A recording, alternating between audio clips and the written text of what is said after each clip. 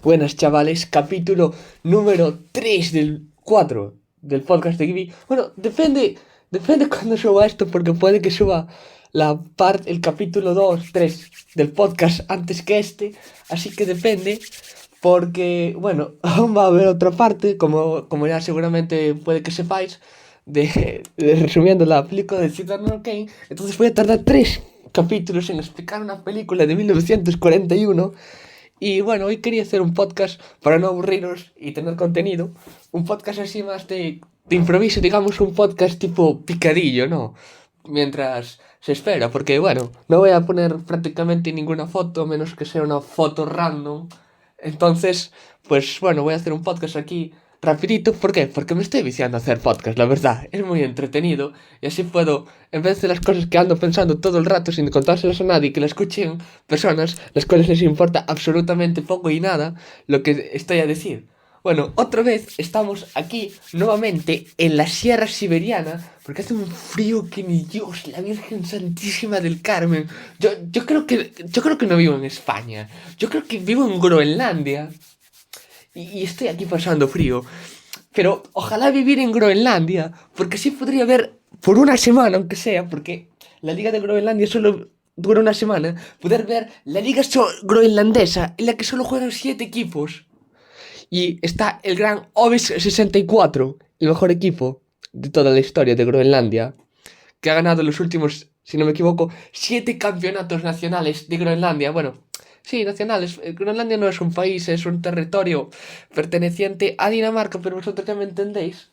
Muy interesante la liga groenlandesa.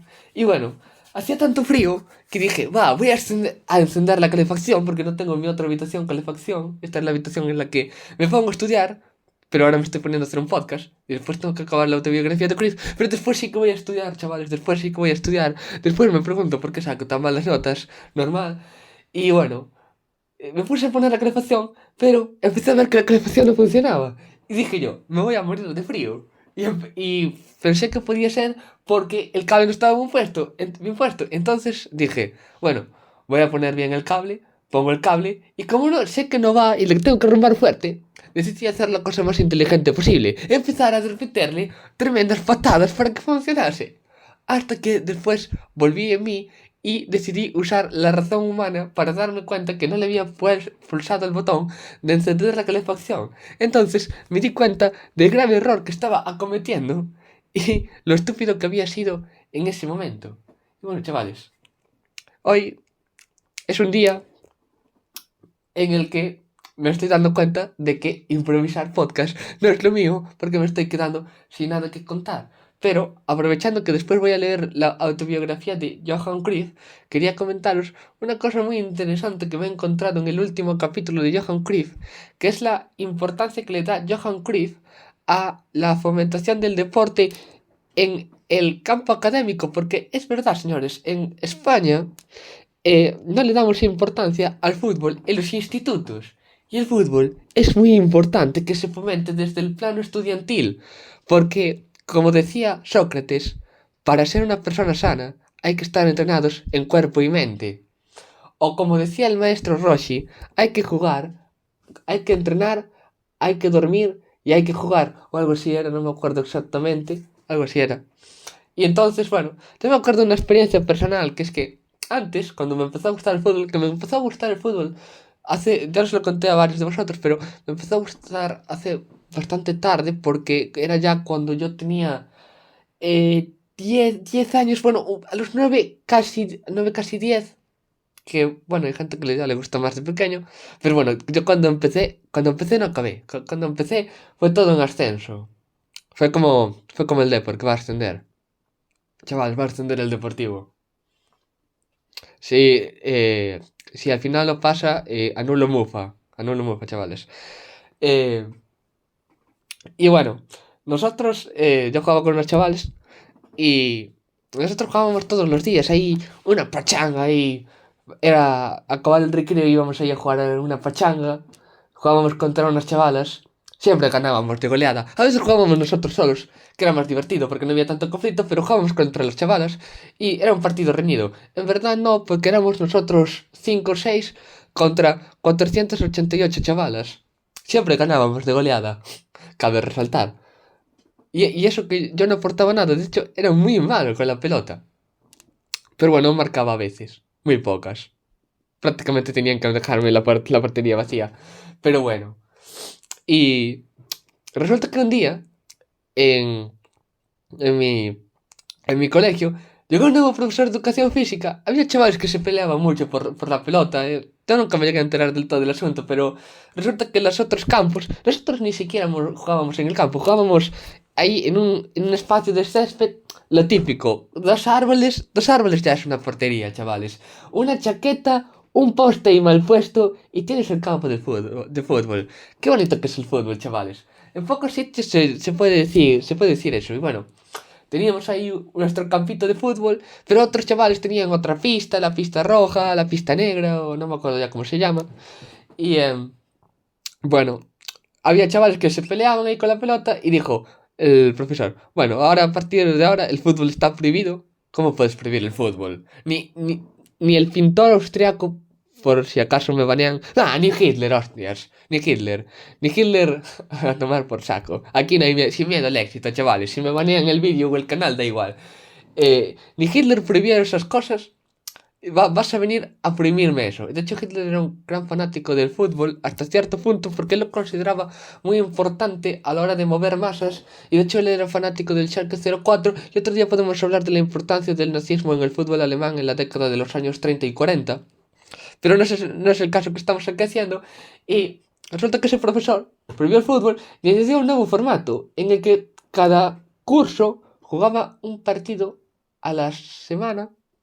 Y era tercero, cuarto, quinto, sexto. Se repartían los días, pero había un día que debía de quedar suelto.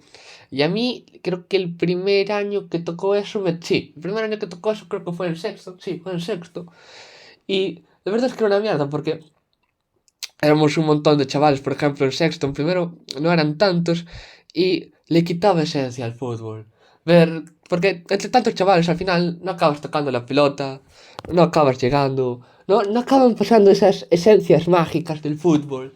Eso que era tan divertido y el fútbol pasó a ser una guerra, porque muchas veces era una guerra. A veces había algún chaval que traía ahí una pelota y era la hostia. Jugábamos ahí escondidas antes de que nos pillaran y quitaran el fútbol. Eso, eso era lo divertido, ¿no? No estar ahí jugando un partido que te chocas con el campo, con la gente, que eso es estúpido. Yo me acuerdo una vez que tenía un compañero en mi equipo. Los equipos eran un poco así como a quien le apetecía. Teníamos un compañero de equipo que era tan tonto, que era un tío tan tonto que estábamos jugando y yo estaba en una banda, porque bueno, éramos tantos que cada uno se ponía donde quería. Y el tipo me dice, apártate, está en mi banda. Y yo le digo, yo no me voy a mover de la maldita banda. Y el tipo, tan tonto es que en una bajada, porque nos estábamos atacando hacia atrás, el tipo va y se choca conmigo y me tira al suelo. El muy imbécil porque no sabe colocarse en un partido de fútbol. No sabe lo que es el espacio y tiempo. Si Johan Cruyff lo viera diría, este tío no vale para el fútbol. Mejor métete al golf, chaval. Bueno, el chaval tampoco sabía mucho de fútbol, la verdad. Y bueno, yo me acuerdo también que había ahí quien se metía a los partidos, tal. Pero no tenía gracia. El fútbol debe ser algo libre. No debe ser algo impuesto o controlado. El fútbol es una esencia que brilla sola. El fútbol es como la luz dentro de la oscuridad, porque por más aún oscuro que se ponga el día, al final de él siempre sale el sol, porque hasta en las mayores tormentas, el fútbol, el sol, acaba llegando y acaba cubriendo de su luz todas las tinieblas que acaecen sobre nosotros. Por eso, como una vez le dije a un estimado compañero mío, cuando me preguntó qué opinas sobre el fútbol, yo le dije, el fútbol es lo más cerca que estaremos nunca de Dios. O por lo menos esa es mi opinión, pero de Dios me gustaría hablar en otro día porque no creo que sea correcto hablar de fútbol mientras estaba comentando esto que se me está acabando el tiempo. Pero no lo voy a dejar solo para una parte 2. Es que estos 15 minutos me quedan muy pocos porque ya voy por el maldito minuto 10. Y bueno, al final acabamos así. Después, bueno, no fue tan malo porque después llegó la pandemia del COVID y entonces, pues ya se acabó eso, pero bueno, tengo buenos momentos también, tengo buenos recuerdos ahí de esos partidos, cuando marqué un gol, cuando marcaba goles, que era cada 50 años. Y bueno, después también me acuerdo, ya en el instituto, que en mi curso en segundo de la ESO, había unos chavales que tenían, no sé, problemas o, no sé, la viva representación de tú eres tonto, te pegan en casa. Era una pista pequeña, debía ser de unos aproximadamente 20 metros por 10 de 20 metros de largo por 10 de ancho. Y estos eran unos tipos que se hacían con cuatro chaquetas, dos porterías y los muy tolais no permitían traer balones al instituto. Y los muy tolais, en vez de hacer eso, tomaron las riendas y decidieron, pues, lo dicho, coger dos, bueno, coger las chaquetas y en vez de usar una pelota, usar una botella de plástico. Pero además no era solo eso, es que la botella de plástico la pisoteaban y esa bola cuadrado plastificado era lo que usaban como una especie de pelota, lo que más bien parecía una especie de juego de una cultura sumeria precolombina o alguna especie de eh, pueblo, ¿cómo decirlo? De Neandertal. Ustedes me entienden lo que quiero decir. Un pueblo tribal. Es un pueblo tribal en algún tipo de ceremonia extraña, con suma violencia, y lo cual es curioso, porque yo al fin y al cabo no entiendo cuál es la lógica de un instituto de dejar a unos chavales hacer eso. Además, no lo hacían, ¿sabes? Ellos solos. No, estaban ahí en medio de todo el mundo haciendo su extraño ritual. Y bueno, eso. Y al final el director o los profesores del instituto debieron de darse cuenta y debieron decir, si alguien viene aquí, van a darse cuenta de lo estúpidos que son los alumnos que estamos educando. Entonces decidieron tomar la alternativa de, en vez de poner fútbol, como debe ser, porque tienes todo un pabellón que en vez de usar para el fútbol, haces un torneo que está muy bien, que solo juegan chavales de primero, que ahora ya casi no hay chavales de primero que juegan al fútbol porque el fútbol está muriendo, que eso lo podemos hablar otro día. En vez de eso, lo que hace eh, es poner tres canastas, que no puedes poner dos porterías, no, tres canastas, ¿qué digo tres canastas? Seis canastas, porque no puedes poner dos porterías. Tienes que poner tres canastas y bueno, alguien me podría argumentar que conoce el instituto. No, es que puedes subir la valla. No, es que si fuera una pelota de fútbol, caería fuera. No, subes la valla, porque yo tengo visto 40.000 pelotas de baloncesto, es una exageración, pero bueno, caer fuera. ¿Por qué no pones un campo de fútbol? ¿Por qué no pones el fútbol? Porque el gobierno de España, porque Pirro Sánchez nos obliga a jugar al baloncesto. Y sí, chavales, sé que parece una locura, pero vosotros os dais cuenta, en el Ministerio de Deportes, el dinero que es destinado a cada deporte y os daréis cuenta de la injusticia que se está realizando en el fútbol. Porque vale que haya una, digamos, inclusión de deportes minoritarios, pero es que el deporte en sí tiene que ser un símbolo de la libertad, tiene que ser un símbolo de expresión.